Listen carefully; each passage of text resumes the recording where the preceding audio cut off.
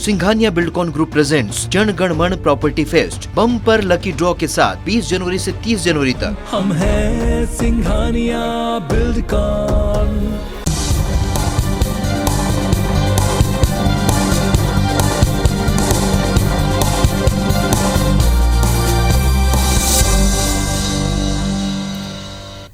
नमस्कार, मैं पुनीत पाठक हूं और आप देख रहे हैं मध्य प्रदेश की बात। बहुत स्वागत है आप सबका। अपने बयानों से अक्सर चर्चा में रहने वाले प्रदेश के उच्च शिक्षा मंत्री मोहन यादव अपनी एक पोस्ट को लेकर कांग्रेस के निशाने पर आ गए। हालांकि विवाद बढ़ने के बाद मंत्री जी ने पोस्ट सोशल मीडिया से हटा लिया, लेकिन मामला अब भी तूल पकड़ रहा है। कांग्रेस मोहन यादव से सार्वजनिक तौर पर माफी की मांग कर रही है, तो वहीं बीजेपी मंत्री जी के बचाव में तर्क पर तर्क दे रहे। दोनों पक्षों को सुनेंगे। पहले एक रिपोर्ट देखिए, समझिए मुद्दा क्या है।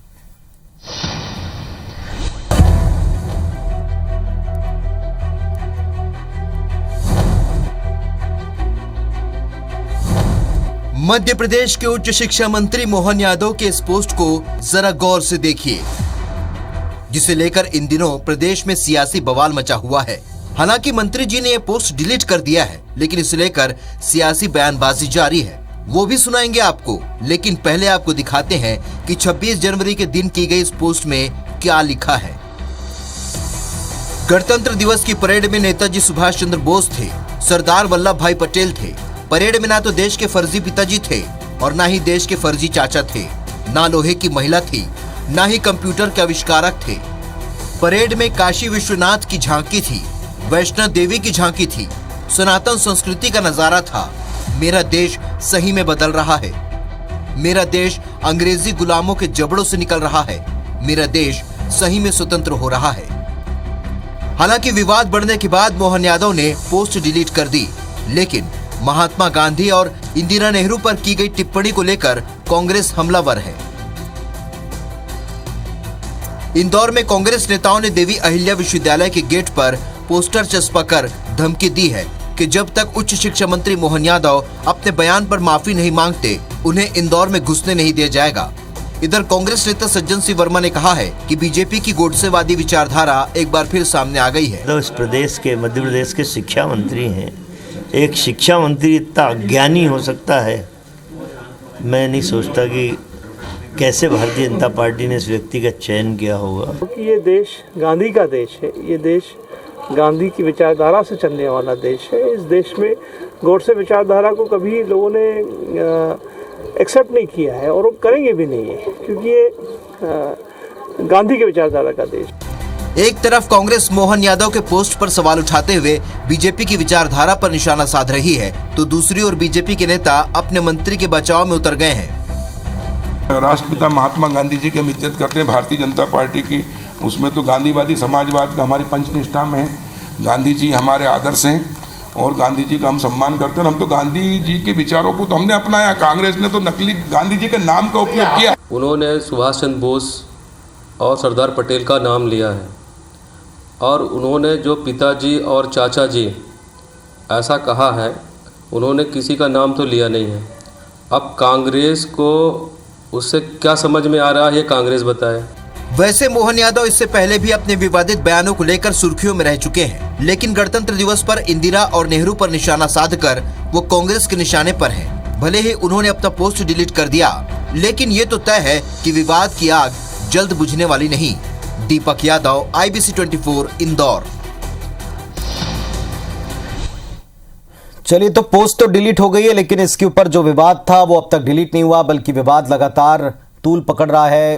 तरह तरह के पोस्टर लगाकर, ट्वीट करके उस विवाद के ऊपर एक के बाद एक कई तरह के कमेंट्स आ रहे हैं। हमारे साथ में आज बातचीत करने के लिए उमेश शर्मा जी हैं, भारतीय जनता पार्टी के तेज तर्रार नेता प्रवक्ता महोदय। आनंद जाट साहब हैं, कांग्रेस पार्टी की तरफ से वो बात रखेंगे। आप दोनों को नमस्कार, स्वागत है आपका इस मंच के ऊपर।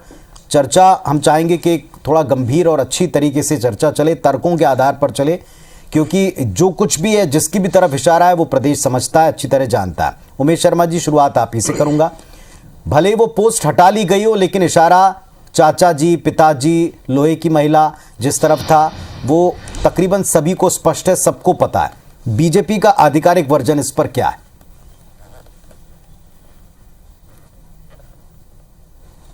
धन्यवाद पुनीत जी। मैं भी चाहता हूं कि ये जो वायरल पोस्ट हुई है इसके बारे में गंभीरता से चर्चा होना चाहिए, और मेरा सौभाग्य कि इस समय मैं मध्य प्रदेश के एक बहुत बड़े चैनल पर बैठा हूं, और मैं चाहता हूं कि भारतीय जनता पार्टी का जो पक्ष है वो आपके माध्यम से, आपके चैनल के माध्यम से दर्शकों तक पहुंचना चाहिए, नागरिकों तक पहुंचना चाहिए जी। एक बात तो यह है पुनीत जी कि भारतीय जनता पार्टी की स्पष्ट और दृढ़ मान्यता को मैं व्यक्त करना चाहता हूं। भारतीय जनता पार्टी में कोई भी व्यक्ति अगर प्राथमिक सदस्य बनता है तो हमारी पंचनिष्ठाएं होती हैं। उसमें 4 निष्ठाओं का मैं वर्णन नहीं करूंगा। उस पंचनिष्ठाओं में जो एक महत्वपूर्ण निष्ठा होती है वो ये होती है कि भारतीय जनता पार्टी जो है वो गांधीवादी समाजवाद के आर्थिक दर्शन से प्रेरित होकर राजनीतिक क्षेत्र में काम करती है। तो गांधी जी के प्रति भारतीय जनता पार्टी का जो है ये सम्मान भाव है। हमने अपनी पंचनिष्ठाओं में उनको शामिल करा है। एक बात, कल माननीय दिग्विजय सिंह जी ने एक ट्वीट करके कहा था कि उच्च शिक्षा मंत्री जी को जो आरएसएस ने पढ़ाया है वो वही अभिव्यक्त करते हैं। तो आरएसएस का भी मैं गांधी जी को लेकर चिंतन प्रकट कर देता हूं।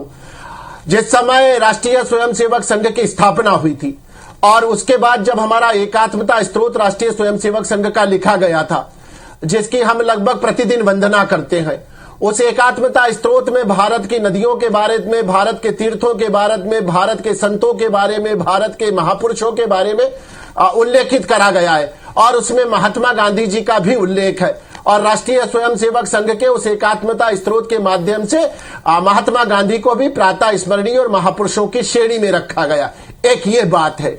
और मैं अटल बिहारी वाजपेयी जी का भी एक कोटेशन उद्धृत करना चाहता हूं। जिस समय 1971 का वार हुआ था तो लोकसभा के अंदर आधिकारिक रूप से उन्होंने इंदिरा गांधी जी के प्रति भी जो सम्मान भावना प्रकट करी थी। तो भारतीय जनता पार्टी का अन्य राजनीतिक दलों के जो महापुरुष रहे हैं या जो नेता रहे हैं उनके प्रति सदा सम्मान का भाव रहा है, दृष्टिकोण रहा है। एक तो ये बात पुनीत जी। अब मूल विषय मोहन यादव जी वाला।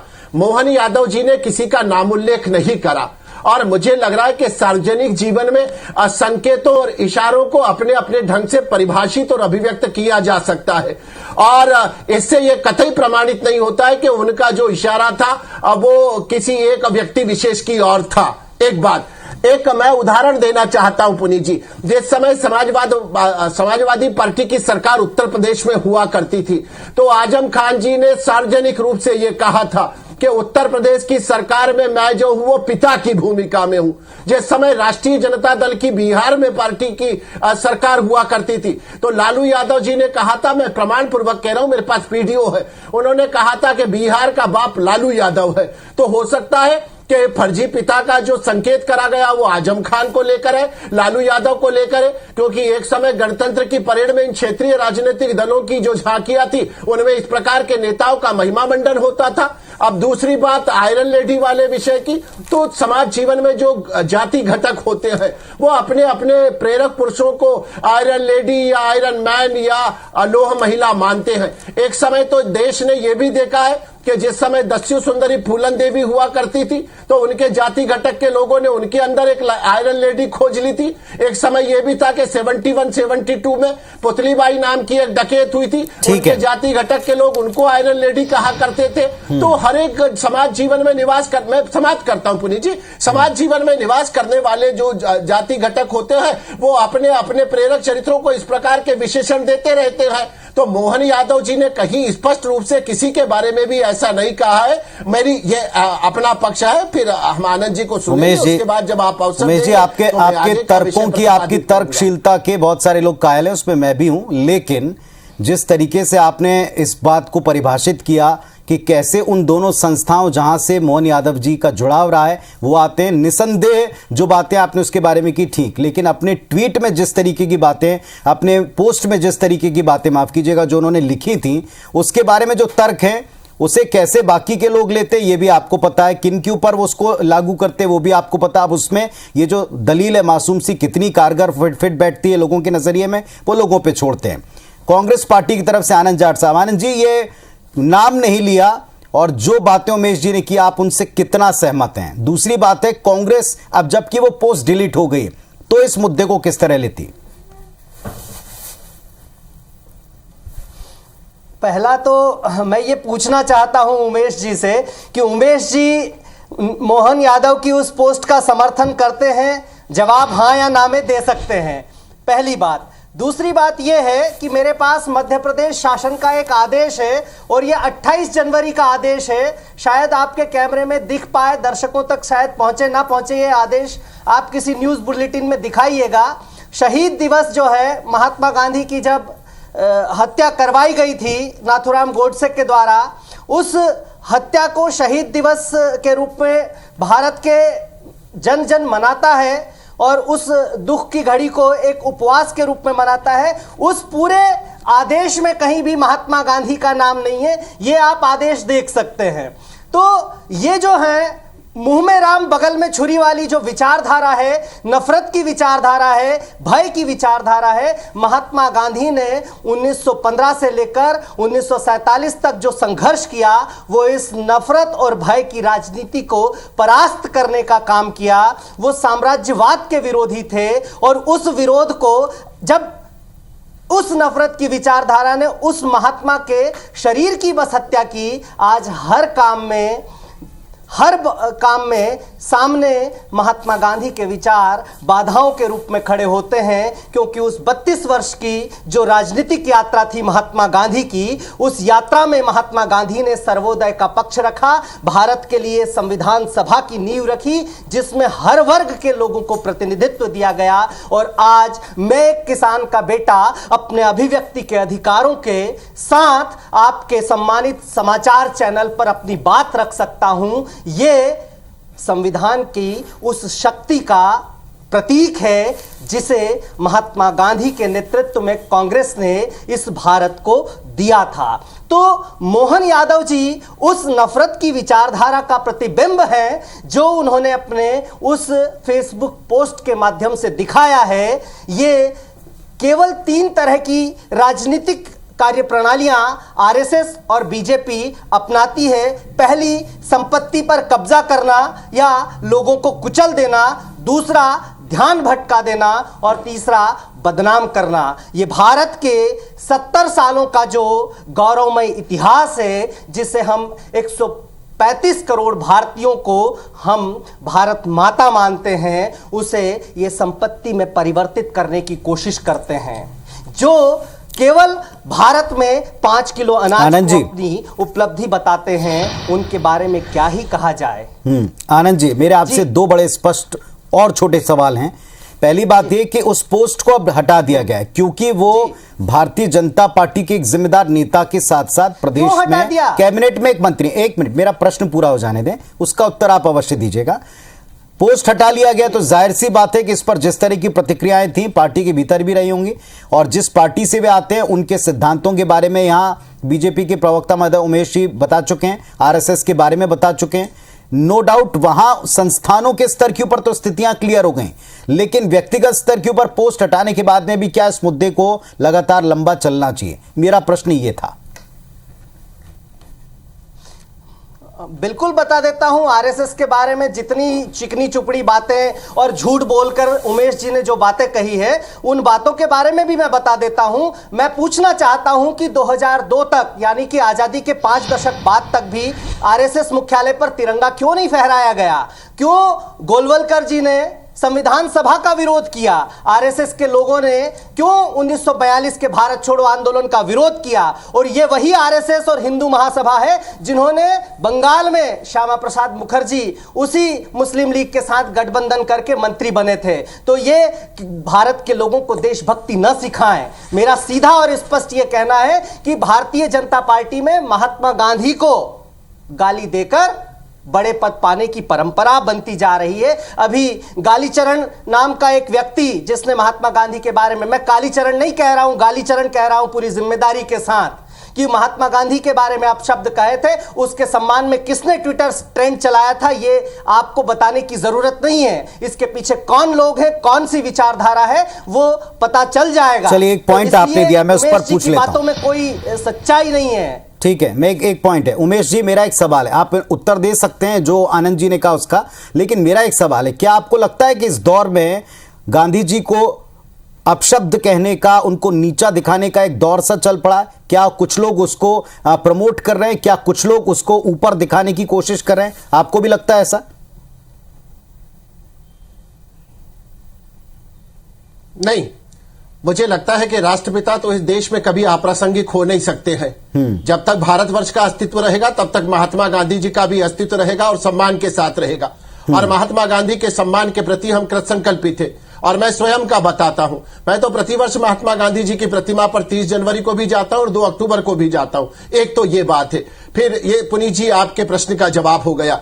और मैं और इसमें एक और बात जोड़ देता हूं पुनीत जी, कि कोई भी महापुरुष हो, हर एक व्यक्ति की राजनीतिक विचारधारा भिन्न हो सकती है, पर उस राजनीतिक विचारधारा की भिन्नता के आधार पर महापुरुषों का आकलन करके उनको विश्लेषित नहीं किया जाना चाहिए। यही कांग्रेस पार्टी है जो स्वतंत्र वीर दामोदर विनायक सावरकर की प्रतिमा पर टमाटर फेंका करती थी। एक ऐसा महान स्वतंत्रता संग्राम सेनानी जिसने 2 आजन्म कारावास भोगे, ऐसा महान स्वतंत्रता संग्राम सेनानी की जो सेल्यूलर की जेल में अपने सगे भाई के साथ बंद रहा और वर्षों तक एक दूसरे भाई को पता नहीं पड़ा कि दोनों भाई इसी समय बंदे। कई बार ऐसा होता है पुनीत जी, कांग्रेस के नेताओं के साथ भी हुआ होगा, भारतीय जनता पार्टी के और अन्य दलों के साथ भी, कि समय काल और परिस्थिति के अनुरूप निर्णय करना पड़ते हैं। एक समय तो भगवान श्री कृष्ण को भी श्यामंतक मणि की तलाश में जाना पड़ा था, तो उनको लगा था कि उस समय रण छोड़ना आवश्यक था, क्योंकि मुनि के शाप से भयग्रस्त होकर उनको धर्म की रक्षा करना थी, तो उनका नाम रणछोड़ पड़ गया। पर रणछोड़ नाम होने से कृष्ण के सम्मान में कोई कमी आ गई, ऐसा नहीं है। तो जो आनंद जी कह रहे थे, एक उन्होंने मुझसे प्रतिप्रश्न करा था कि मैं हाँ या ना में जवाब दूं। आनंद जी, ये आपका विशेष अधिकार है कि आप प्रश्न पूछें और आपके प्रश्न का क्या स्वरूप होगा ये आप तय करेंगे, और मैं आपके प्रश्न का उत्तर क्या दूंगा ये मेरा विशेष अधिकार है कि मैं उसका क्या उत्तर देता हूं। तो आपके उस प्रश्न का उत्तर यह है कि हाँ या ना से इतर होकर मैं ये स्पष्ट रूप से कहता हूं कि हर एक महापुरुष का सम्मान किया जाना चाहिए। और एक ऐसी पीढ़ी की जिसने उस समय के महापुरुषों को देखा नहीं है और उनके बारे में केवल पढ़ा भर है, तो उनको आकलित और विश्लेषित करने का अधिकार तो मुझे लगता है कि हमारी इस पीढ़ी को नहीं होना चाहिए, और यथासंभव उनके उज्जवल पक्ष को प्रकट किया जाना चाहिए, भले ही उनकी वैचारिक मतभिन्नता कैसी भी रही हो। और एक आखिरी बात पुनीत जी, बात संगीन बात एक आनंद जी ने कही है कि मैं समाप्त कर रहा हूं पुनीत जी। उन्होंने कहा है कि भारतीय जनता पार्टी के 3 काम है, संपत्तियों पर कब्जा करना, तो संपत्तियों पर कब्जा तो जमाई राजा रॉबर्ट वाड्रा कर रहे हैं। यूपीए की 2 की सरकार में हुआ था, कॉमनवेल्थ का घोटाला हुआ, स्पेक्ट्रम का घोटाला हुआ। एक बार तो बता दीजिए कि मोदी जी की सरकार में चाराने का भी काम करा गया। आप किस प्रकार के आरोप लगा रहे, हमने किस संपत्ति पर कब्जा कर लिया है? और आप दूसरा ये कहते हैं कि कब्जा करना हमारी प्रवृत्ति है, दूसरा आप कहते हैं कि ध्यान भटकाना। तो ध्यान भटकाने का काम तो दिग्विजय सिंह जी नेता जैसे नेता करते, जो आईएएस की तुलना जो है बोको हरम से राष्ट्रीय स्वयंसेवक संघ की तुलना करते। ध्यान बटाने का काम तो जो है वो आपके नेता करते हैं, जो मुगलों को महान बताते। ध्यान बटाने का काम तो आपकी पार्टी कहती है, जो कहती है कि राम एक काल्पनिक चरित्र था, कभी भारतवर्ष में राम नाम का कोई व्यक्ति पैदा नहीं हुआ है। तो मुझे लग रहा है कि भगवा आतंकवाद और हिंदू आतंकवाद के शब्द गढ़कर ध्यान भटकाने का काम तो आपके राजनीतिक दलों ने करा है। तो मुझे लगता है कि जब आप एक उंगली हमारी तरफ तानते हैं तो वो 4 उंगली स्वतः आपकी ओर मुड़ जाती है। आपने स्पष्टता से अपनी बातें रखी हैं उमेश जी, लेकिन अब ब्रेक पर मैं जा रहा हूं, ब्रेक पर लौटेंगे तो एक छोटे से प्रश्न के साथ लौटूंगा। ये जो दौर चल रहा है, आपने बहुत अच्छी बात की, महापुरुष किसी भी पक्ष के हों, क्योंकि उन्होंने अपनी विचारधारा से देश हित में, राष्ट्र हित में अपने हिसाब से काम किया। उसमें कुछ लोगों को वो सही, कुछ लोगों को, शायद चंद लोगों को उसमें कुछ त्रुटियां नजर आ सकती हैं, लेकिन क्या उस पर इस तरह का वातावरण बनाने से बचना नहीं चाहिए कोई किसी भी दल में हो, और स्पेशली अगर किसी जिम्मेदार पद पर हो, संवैधानिक पद पर हो, किसी कैबिनेट का हिस्सा, तो और नहीं बचना चाहिए? क्या ऐसे प्रेसिडेंट्स पार्टी के भीतर ही नहीं बन जाने चाहिए कि कोई भी इस तरीके की उंगलियां उठा के अपने पूरे पार्टी को एक सवालिया निशान से बचा सके? आप दोनों की राय जानूंगा। आनंद जाट साहब, सीधा सवाल, ब्रेक पर जाने से पहले मैंने पूछा था, आपसे शुरुआत करते हैं। आपको नहीं लगता महापुरुष किसी भी वर्ग के हों उनको उचित स्थान मिले? आप सहमत हो, असहमत हो, लेकिन देश ने जिन्हें कोई सम्मान दिया, देश ने जिन्हें राष्ट्रपिता जैसा कोई टैग दिया अगर है, और इसे हम लगातार समझते आए, पढ़ते आए, तो फिर भले ही आप इससे सहमत हो, असहमत हो, वो आपकी बात है, लेकिन आप कम से कम असम्मान इस तरह से प्रकट ना करें, माहौल ना बनाएं। पार्टियों को हर स्तर के ऊपर इस बात को नहीं तय करना चाहिए?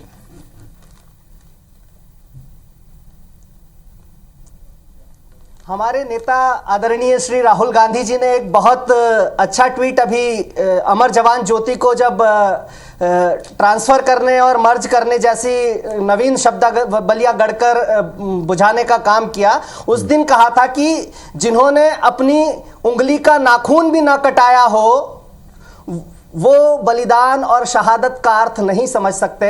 मैं छोटी सी जानकारी आपको देना चाहता हूं, आपके माध्यम से दर्शकों को देना चाहता हूं कि पूरे स्वतंत्रता आंदोलन के दौरान लगभग 6 साल और 10 महीने तक महात्मा गांधी जेल में रहे और उस स्वतंत्रता आंदोलन में लगभग पौने 10 साल पंडित जवाहरलाल नेहरू जेल में रहे और उस स्वतंत्रता आंदोलन के दौरान 4 वर्ष तक सुभाष चंद्र बोस जेल में रहे और ऐसा गौरवमय इतिहास कांग्रेस पार्टी का रहा है। तीनों कांग्रेस पार्टी के राष्ट्रीय अध्यक्ष भी रहे हैं और ऐसे महापुरुषों पर जब सवाल उठाए जाते हैं, इनको एक दूसरे से लड़वाने की कोशिश की जाती है और कोई और नहीं, जिम्मेदार पदों पर बैठे नेता करते हैं जिनका इतिहास बोध शून्य होता है, वो इस तरह की निचले दर्जे की हरकतें करते हैं। महापुरुष महापुरुष होते हैं और इन महापुरुषों का जब अपमान होता है तो मैं व्यक्तिगत तौर पर यह मानता हूं कि मेरे उन पूर्वजों का भी अपमान होता है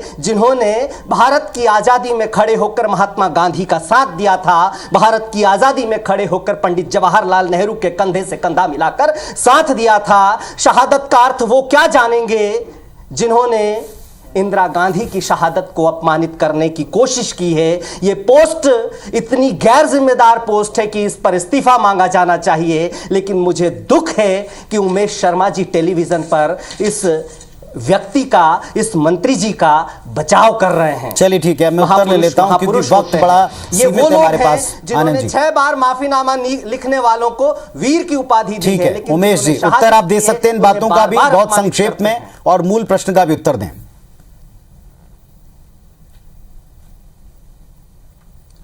एक तो मैं आनंद जी की एक बात का जवाब दे देता हूं पुनीत जी। उन्होंने कहा कि हमारे नेता राहुल गांधी जी ने अमर जवान ज्योति के बारे में कहा कि जिनका नाखून भी नहीं कटा है वो बलिदान की कीमत क्या जानेंगे।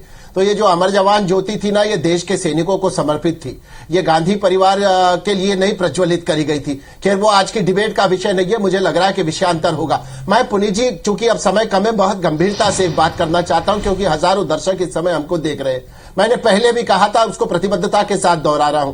आनंद जी ने कहा था कि नाथूराम गोडसे ने गांधी जी के शरीर की हत्या करी थी। वास्तव में नाथूराम गोडसे ने जो महात्मा गांधी जी की शरीर की हत्या करी थी, बहुत दुर्भाग्यपूर्ण और राहत कर देने वाला क्रूरतम कारनामा था और भारतीय जनता पार्टी उसकी कठोर शब्दों में निंदा भी करती है। पर नाथूराम गोडसे ने तो केवल शरीर की हत्या करी थी, गांधी के विचारों की हत्या किसने करी है? ये कौन लोग हैं जो नेशनल हेराल्ड पर जमानत पर छूटे हुए हैं? ये कौन लोग हैं कि जिनका आधा परिवार जमानत पर है? वो कौन सी सरकारें थी यूपीए में कि जो इतने सारे भ्रष्टाचारों में थी कि आधा मंत्रिमंडल जमानत पर जेल से छूटकर उस सरकार में शामिल हुआ करता था? महात्मा गांधी ने तो अस्तेय दिया था, महात्मा गांधी ने तो अपरिग्रह दिया था, महात्मा गांधी ने तो सेवा, संयम और अहिंसा दी थी। तो मुझे लग रहा है कि ये जो राजनीतिक दल महात्मा गांधी को केवल एक राजनीतिक तौर तरीकों के रूप में उपयोग करता है। नाथूराम गोडसे ने तो शरीर की हत्या करी, उसका दंड भी उस दंड का भागी भी बना, पर कांग्रेस पार्टी ने तो मुझे लग रहा है कि गांधीवाद की हत्या करी है। कांग्रेस पार्टी ने तो गांधीवाद के विचार को समाप्त कराए और गांधी जी के आदर्शों की हत्या करी है आपने। आप हमसे क्या प्रत्युत्तर मांगेंगे इस बात का लेकर? देश के अंग अंग में रचे बसे हैं पंडित जवाहरलाल नेहरू उस विरासत को हासिल करते हैं जिस विरासत को सर्वोदय कहते हैं। हर व्यक्ति को एक व्यक्ति के रूप में मत का अधिकार दिया, उसको मान्यता दी, समानता, स्वतंत्रता और बंधुता। इस देश को संविधान के माध्यम से महात्मा गांधी के सपनों के अनुरूप भारत को भारतीय राष्ट्रीय कांग्रेस ने दिया है और जो लोग इस देश में एक कानून ऐसा नहीं बना पाए जो जनता को मजबूत करता है, वो लोग आज महात्मा गांधी ये महापुरुषों के बीच की डिबेट कतई नहीं थी, बल्कि इस तरह के वक्तव्यों का, इस तरह के श्यामा प्रसाद मुखर्जी ने भी भारत के ठीक है उमेश जी बड़ा वक्त कम पड़ जाए। अगर हम उधर उस पहलू पे चले गए तो आप भी इस बात को समझते हैं। बड़ी बात यह है कि ये जिस पोस्ट पर हम बात कर रहे हैं, क्या एक जिम्मेदार पद पर बैठे हुए व्यक्ति को इस तरह के अभिव्यक्ति से क्या बचना नहीं चाहिए? क्या इसके बारे में कि कोई एक माहौल गढ़ा जाता है और लगातार उस माहौल को आगे बढ़ाया जाता है, इससे बचना नहीं चाहिए? महापुरुष किसी भी कैटेगरी के हो, जो बात आपने शुरू में कही थी, किसी भी पक्ष में क्यों ना आते हो, क्या उनके सम्मान के लिए हम सबको, हमको साथ में खड़ा नहीं होना चाहिए? ये एक बात है। बाकी किसके लिए क्या कहा गया है, इतिहास में किसके लिए क्या टिप्पणियां की गई हैं, सब कुछ दर्ज हैं, लिखी हैं, पढ़ी जा सकती हैं, समझी जा सकती हैं। शुक्रिया आप दोनों का फिलहाल इस डिबेट में आने के लिए, अपने पक्ष रखने के लिए।